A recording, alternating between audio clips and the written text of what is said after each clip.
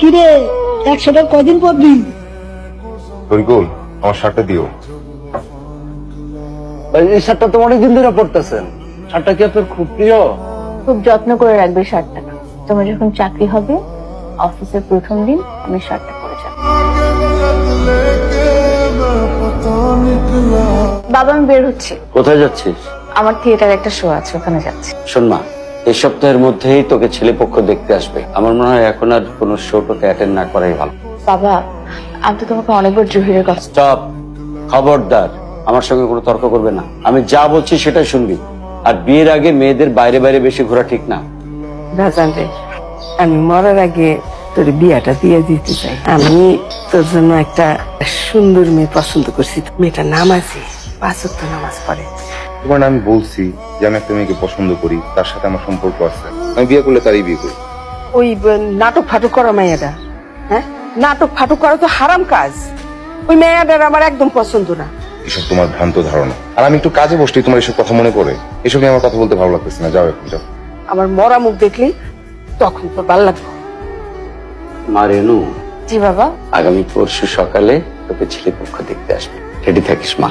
বাবা, আমি তো তোমাকে বেশ কয়েকবারই জহিরের কথা বলেছি। আমি ছেলেটার খোঁজ খবর নিয়েছি, একেবারে আকাম না ছেলে, কিচ্ছু করে না, চাকরি বাকরি নাই। আমি আর কোনো কথা শুনতে চাই না।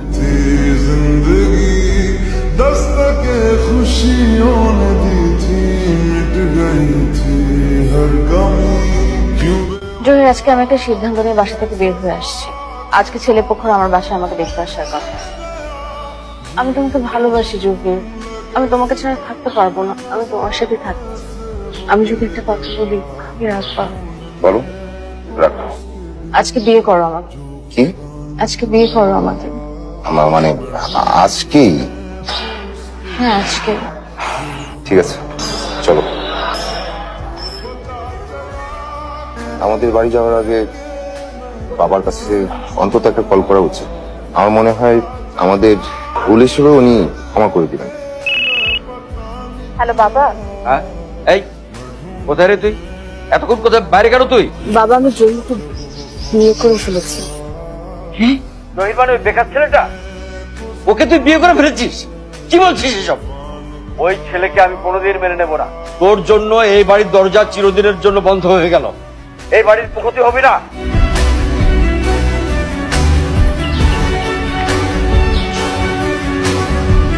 মা, এবারে কি কেন?